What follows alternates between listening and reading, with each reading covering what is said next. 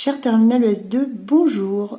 Pour aujourd'hui, je vous avais demandé de chercher trois exercices, le 72, le 75 et le 79, page 142. Donc, c'est la même consigne pour les trois exercices. Vous avez trois fonctions différentes. Le but, c'est de calculer f seconde, c'est-à-dire la dérivée de la dérivée, ou f prime prime si vous voulez, et ensuite d'en déduire les intervalles où la fonction elle va être convexe ou concave, et ensuite donner les points d'inflexion. Donc c'est les points où ça passe de convexe à concave ou l'inverse. Alors,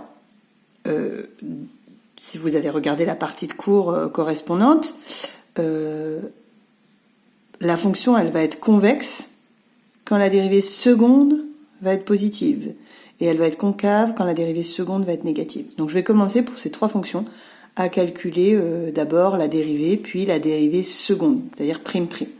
Donc pour l'exercice 72, voici la fonction. Je calcule d'abord la dérivée, donc ça me donne moins 3 fois 2x, qui est la dérivée de x au carré. Moins 3 fois 2x, ça fait bien moins 6x.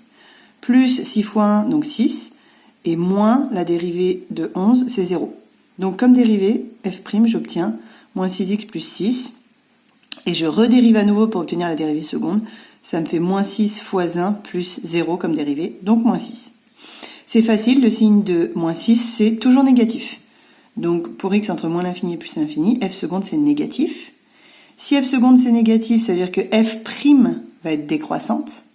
Et donc si f' est décroissante, ça veut dire que la fonction va être concave. En fait, si la dérivée seconde est négative, on pourrait directement conclure que la fonction elle est concave sur tout l'intervalle. D'accord ? Mais dans le cours, on a aussi le lien. Si la dérivée est décroissante, la fonction est concave. Si la dérivée est croissante, la fonction est convexe. Pour le deuxième exercice, c'est le même principe. Une autre fonction, on calcule la dérivée. Donc la dérivée de x au cube, c'est 3x carré. De x au carré, c'est 2x. Donc moins 6 fois 2x, moins 12x. Plus 3 fois 1, qui est la dérivée de x, plus 3. Et la dérivée de 1, c'est 0. On redérive à nouveau, on trouve 6x moins 12. On cherche à savoir quand est-ce que 6x moins 12 va faire 0. Ça va nous permettre ici de savoir quelle valeur on met. Donc ici, j'ai déjà calculé ces deux, mais je fais le calcul pour ceux qui en ont besoin. 6x moins 12 égale 0. C'est donc quand 6x égale à 12, et donc l'étape suivante, c'est de diviser par 6 des deux côtés, ça fait 12 divisé par 6, donc 2. Et donc cette valeur 2, on peut la mettre ici dans le tableau. Et pour le signe, c'est moins et plus. Alors vous pouvez tester une valeur plus petite que 2, donc par exemple 1, et remplacer dans l'expression de f seconde. 6 fois 1 moins 12, ça va donner moins 6. On commence par un nombre négatif, donc moins et plus. Voici le signe de f seconde, ce qui nous donne les variations de f', décroissant puisque f seconde est négative, et croissante puisque f seconde est positive. Voici les variations de la dérivée de f, ce qui nous dit que la fonction elle est concave de moins l'infini jusqu'à 2, puis convexe de 2 jusqu'à plus l'infini. Et comme elle passe de convexe à concave, il y a un point d'inflexion. Son abscisse, c'est 2. Et son ordonnée, c'est moins 9. Pour la trouver, en fait, je reprends la fonction f et je remplace tous les x par 2. Donc ça va me donner 2 au cube, moins 6 fois 2 au carré, plus 3 fois 2, plus 1. Vous essayez à la calculatrice, ça devrait vous donner moins 9. Et pour le dernier exercice, toujours même principe. Donc cette fois-ci, la fonction, c'est x ln de x moins x au carré. Je calcule la dérivée. Alors, là, il vous faut peut-être du détail. Ça, je vais dire que c'est u, et ça, v. C'est de la forme u fois v. Donc la dérivée, c'est u'. La dérivée de x, c'est 1. Donc u', c'est 1. Fois v fois ln de x, plus u, donc x, fois v', 1 sur x pour la dérivée de ln de x.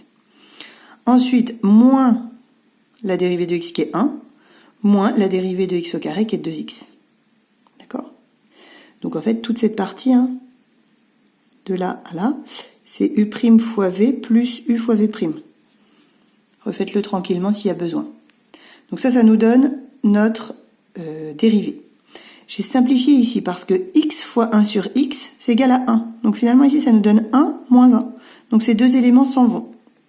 Donc la dérivée f', je vous la réécris en dessous. Une fois simplifiée, c'est seulement ln de x moins 2x. Et donc je la redérive pour obtenir f seconde. La dérivée de ln de x, c'est 1 sur x. Et de moins 2x, c'est moins 2. Sauf que sous cette forme, on ne peut pas étudier le signe. Donc, ce que je vous conseille, c'est de mettre au même dénominateur. Donc, le 2, on le multiplie par x en haut et en bas. Ce qui donne finalement comme dénominateur commun x, et donc la fraction 1 moins 2x sur x. On se rappelle que le log, c'est défini que entre 0 exclu et plus l'infini. Donc là, je peux pas mettre moins l'infini plus l'infini, c'est de 0 à plus l'infini. Une valeur interdite en 0. Du coup, x, c'est toujours un nombre positif, le dénominateur. Et en haut, je peux essayer de résoudre, comme tout à l'heure, quand est-ce que 1 moins 2x va être égal à 0.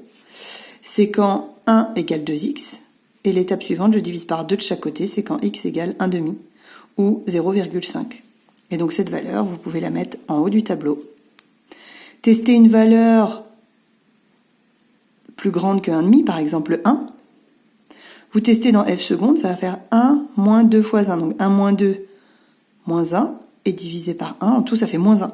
Ce qui veut dire que de ce côté, c'est un nombre négatif. Donc plus et moins pour les signes. Ça donne une dérivée croissante puis décroissante et une fonction convexe puis concave. Là où ça change, c'est le point d'inflexion. Donc l'abscisse du point d'inflexion, c'est 1,5.